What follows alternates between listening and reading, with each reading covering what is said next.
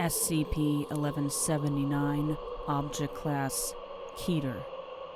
SCP-1179 has not been clearly and scientifically observed since May 1962 during Incident CB-1962-. The original file description of SCP-1179 is as follows. SCP-1179 appears to be a giant, vaguely humanoid figure carved from an unknown volcanic rock. In one hand it holds a whip, in the other a sword. Its face has vaguely human features, including a long beard, although it also has two large horns like those of a ram flanking its face. SCP-1179 measures over 30 meters from head to toe, with shoulders over 8 meters wide. It resembles a carving of the Norse Eld Jotun Surtur, the giant guarding the frontier of the Norse fire realm of Muspel. Dating of the stratum encasing SCP-1179 indicates it dates to the Mississippian subperiod of the Carboniferous period, approximately 359.2 to 318.1 million years ago. This age is consistent with the geological age of this region. SCP-1179 has since demonstrated the ability to change shape at will and to become invisible and without form, appearing as a giant flying shade.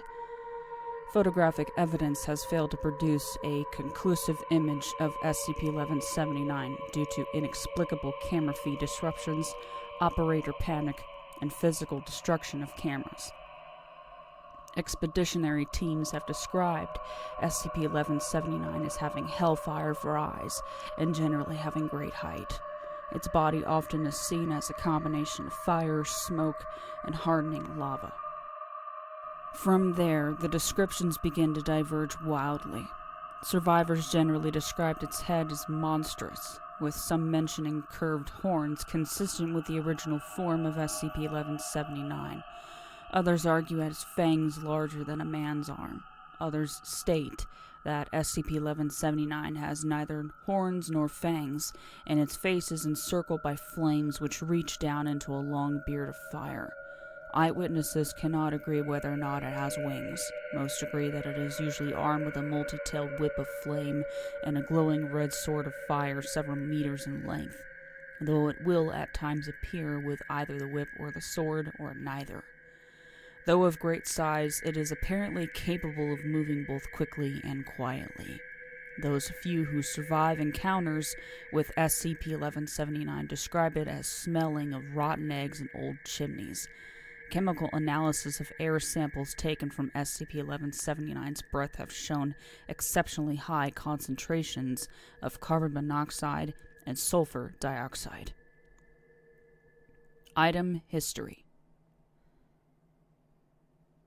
Show Item History, 1871 to present. SCP-1179 was discovered in 1871, 5 years after anthracite coal mining had begun in the area. It was nicknamed the Sleeping Stone Giant. The mine shaft in which it was discovered belonged to Mr. Sean O'Malley, a member of the Molly Maguires, an Irish-American secret society whose members were predominantly coal miners in Pennsylvania. The society kept the Sleeping Stone Giant hidden away, a closely guarded secret, though the Molly Maguires were dismantled in the late 1870s. The Giant's guardians managed to escape prosecution. The Sleeping Stone Giant came to the attention of the Foundation in 1920. When operatives were conducting a routine background check into prospective agent Ian O'Malley, grandson of the original Mr. O'Malley. The land above the Giant's mine shaft was purchased by a Foundation front company and research site was established. In May 1962, residents of the nearby town lit a trash fire in a landfill which has been created from an abandoned coal mine.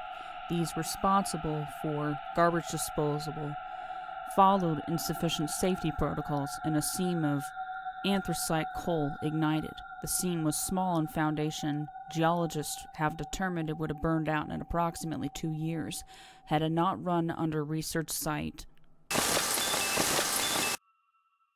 The fire reached SCP-1179, which promptly reanimated in the presence of the fire. Upon reanimation, SCP-1179 killed all Foundation personnel at research site and significantly damaged the site's bunker. It subsequently retreated into the honeycomb of coal mines and caverns in the area, igniting subsequent anthracite coal fires. The mines, caverns, and surrounding countryside were designated Area 179, though due to the nearby town's civilian population of several thousand individuals, standard area construction protocols for Keter containment could not be observed. These were modified to fit the circumstance. 5 separate expeditionary teams were sent in to capture SCP-1179 between 1962 and 1970, though none were successful. They did determine that SCP-1179 had proven capable of expanding the caverns to vast proportions and unknown depths.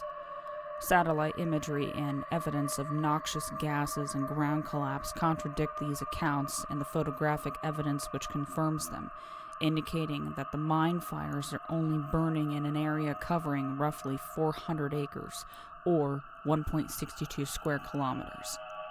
The discrepancy between the sizes of the caverns has to date not been reconciled. In 1970, Foundation geologists determined that the subterranean fires caused by SCP-1179 would remain burning for an excess of 250 years, with Foundation personnel successful in perpetuating the half-truth of the original cause of the mine fires, and unsuccessful both in recovering SCP-1179 for removal and transfer to an alternate location and extinguishing the blazes it had caused. The decision was made to instead relocate the nearby town. Concurrently, Project Tartarus was formally begun to develop and refine permanent special containment procedures for SCP-1179 and determine means to extinguish the anthracite fires. Foundation personnel have worked constantly in the area to ensure the continuation of the mine fire cover story and prevent civilians from encountering SCP-1179, though this proved increasingly difficult as the local situation continued to deteriorate. In 1981, 12-year-old local Tom Dombowski fell into a sinkhole approximately 1.25 meters wide by 46 meters deep, which opened beneath his feet in his backyard. He was saved by his cousin, 14-year-old Eric Wolfgang. The plume of hot steam billowing from the hole was measured as containing a lethal level of carbon monoxide, and chemical analysis matched the steam to samples of SCP-1179's breath, spurred both by the worsening mine fire and by covert lobbying by Foundation political contacts. In 1984, the United States Congress allocated funds in excess of $42 million to relocate the civilian residents from the area, at the suggestion of undercover agent Pennsylvania Governor Bob Casey claimed eminent domain on all properties in the borough, condemning all buildings within. Foundation personnel ensured that the subsequent legal effort by residents to have the decision reversed were met with failure. As a result, full Keter area containment protocols could finally be observed. Addendum 1179-1. Research is pending into harnessing the anthracite coal fires as a means of energy production, as they will likely continue burning for the foreseeable future. See Project Vulcan's Forge or contact Project Lead Dr. Crane or Area 179 Director Wilson for further details. Special Containment Procedures. Due to the subterranean nature, self-ambulatory capabilities, and physical properties of SCP-1179, enforcement and containment has, to date, proven impossible. Project Tartarus is charged with continuous research into developing additional practical containment measures for SCP-1179. It is speculated that SCP-1179 is capable of being destroyed, as wounds inflicted by heavy ordnance were during the evacuation attempt of Expedition 1179-6 were later observed to not have healed. To date, isolation and observation of SCP-1179 has proven sufficient, as SCP-1179 has demonstrated no efforts to move above ground and has limited itself to a roughly 2-kilometer radius from its original location of discovery. In the event that SCP-1179 should be observed to move beyond recorded areas, personnel are to immediately notify O5 Command. The land above SCP-1179 has been designated as Area 179 by the Foundation. The general public has become aware of SCP-1179 and believes the cover story that it is, in fact, an anthracite coal mine fire caused by a trash dump fire. All efforts to extinguish the blaze have ceased. Civilians are no longer permitted in Area 179. Area 179 has been claimed by the Commonwealth of Pennsylvania under eminent domain. It has subsequently been closed to all unauthorized personnel, with the Pennsylvania government enforcing evictions of unauthorized residents.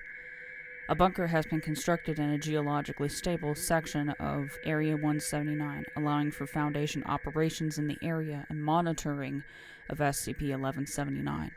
Foundation security personnel, along with local law enforcement, are to coordinate to prevent civilians from entering Area 179 in accordance with warnings issued by the Pennsylvania Department of Environmental Protection. Personnel within Area 179 are to restrict their movement to approved areas due to the geological instability caused by SCP-1179.